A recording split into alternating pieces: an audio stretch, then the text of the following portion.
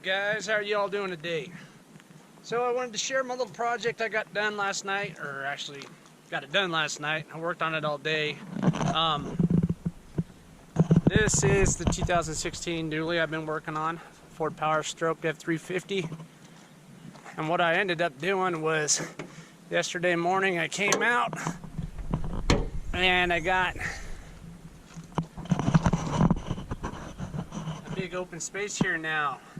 I went ahead and got rid of that big old hunk of shit EGR. As you can see, blocker plate there, and then the notorious bolts that everybody talks about breaking. Also installed this quantum cold air intake.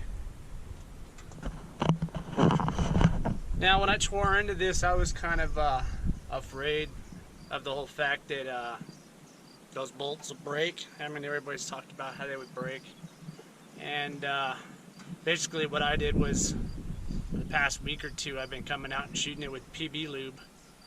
And I'd shoot it, and then run it, and then shoot it just off and on during the week. And then the past 2 days, I just kept soaking them. And really, what creeped me out was once I put the wrench on the little bolt there, I went to go turn it, and it didn't want to turn, and I was like, oh shit, it's pretty freaking tight. So I cranked a little bit more on it, and she broke loose. And that one came out. I'd pull it in, pull it out, pull it in, pull it out, and I kept shooting the lube on it as I do it. Just doing it real slow, working in it and out. And it came out, got on the second one, did the same damn thing. Cranked on it really freaking hard, and it popped.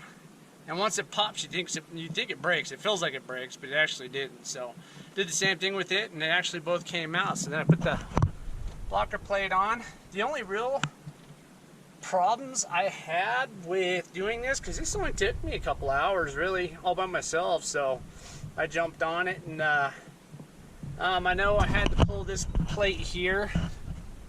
It's under these, and everybody talks about that bolt that's on the back, 10mm, in the very back of the EGR that'd be back there. Mine wasn't hooked to anything. There was nothing back there. This is 2016. I don't know if they eliminated that or what happened, but I didn't have nothing on the back of that. I had to remove that metal tray there so that I could reach that very back bolt, though. You can see it right there. And that was about the only one that was kind of a pain in the butt to get to. Other than that, ran the new hose here that goes down to the bottom there. Lift that sensor in. It's down here. This quantum cold air intake was really easy to put in. Just slid that right back in place. Everything seems to be good. I mean, actually, the real pain in the butt, I'll tell you what, is down there on this side. There's a collar that goes to a hose that has one of these on it, and you got to pretty much pinch the two bottoms together and then pull it out, and there's just no room to do it. So it was a real freaking pain in the ass to get out. And then this new hose here runs back down to it, and you hook it back up. I think that was actually the only thing that really took me time. But so I got that in place yesterday. Did all that, and then what I did was I installed my little Minimax tuner, had it reprogrammed. That was kind of a pain in the ass. I'd get on eBay, or not eBay, got online, and went to a website that was selling I had this this programmer set to my Duramax that I just had done not too long ago. Now I didn't want to get rid of it with the truck, so I tore it out and put it in this. And you have to have that code erase. So I paid 50 bucks for that, downloaded it through my computer with this hooked up through my computer in the house, and somehow the code didn't work. So they make you sign this thing saying that pretty much it's your mistake if it doesn't work. And so they never did get back with me, and I was really pissed off because I had this all set delete, and I needed that programmer in order to run it. So got back on again, got in the truck this time, plugged everything in, and second time it worked. So done that sucked. I mean, it cost me $100 to pretty much reset that, which is better than paying another $600 for one, but whatever, it works. So then when I was done with that, I had my son help me, and I went ahead and installed a 5-inch straight pipe exhaust on this thing. And there she is there. It basically runs all throughout the bottom of the truck, and it's just a straight 5-inch exhaust. I'll show you the big hunk of shit that came out of it. I think it was kind of a pain in the butt to get out because it's got like 500 freaking sensors on it. But my junk pile, here it is. You see there's wires all over it that you have to unhook. So when you're taking one of these out, you basically want to just keep looking as you're going down it. Because the catalytic converter part of this, the big rocket engine looking thing, it's got freaking just sensors all over. I think there's 6 or 7 sensors on it. Plus up here you got where your fluid would go in, your DEF fluid would go in. You got to unhook that. That was kind of a pain. There's another piece here. It's got a hook. But I mean, we got it out. This thing, it's heavy too. It weighs over 100 pounds per piece. So anyway, we got that out. Got the exhaust in. It actually runs pretty damn good right now. So I'll go ahead and do you a little exhaust footage on it so you guys can hear what it sounds like. And I think that'll be probably it in this video. I just wanted to share that real quick. I wish I could have actually filmed doing this process, but I knew I had to get everything done, and I didn't want to be working with the camera in the middle of all of it because it's just me, and it's hotter than hell out. I mean, it's sunny and I'm sunburnt, and I just didn't feel like working with this and having to work with that. So sorry about that, guys. Anyway, there's a lot of videos on there that show how to actually do this process, so you can watch one of theirs, I guess, if you really need to know.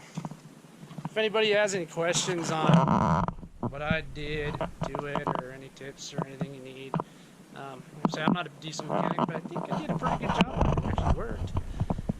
It took me a couple hours to do the EGR, like I said, and then with the cold air, and then the exhaust was, a couple more hours, so it wasn't too bad. But anyway, I'll go ahead and fire her up and let you hear it.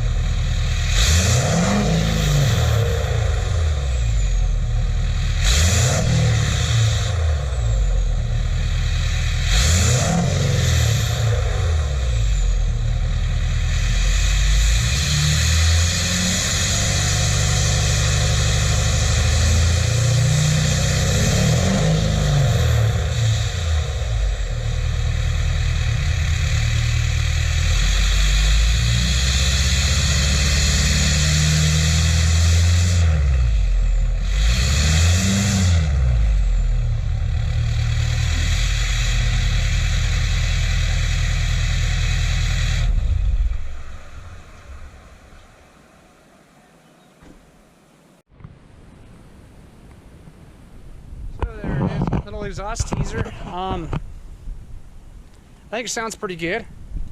It's got a lot of whistle now. I had my other Ford before that had the 6.7 in it, and I was running a 4-inch exhaust.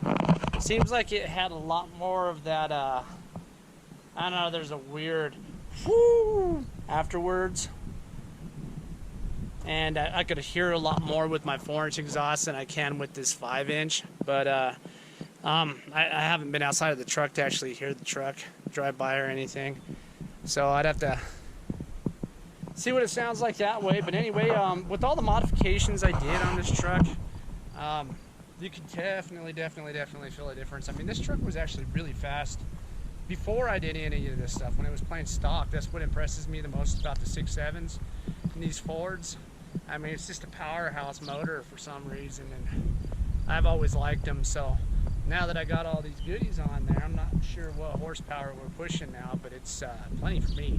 I mean, this thing freaking, it hauled easy, and it had plenty of power for my hauling my camper and all that stuff before I did all this stuff to it, but now it should just freaking scoot. No problem at all. So I'll make more videos later on I guess the progress and what I'm thinking of after the modifications and all, and keep you posted on that. Anyway, thanks for watching. If you like the content, go ahead and give me a like. Got any questions? Leave them in the comments. Thanks for watching, y'all. See you later.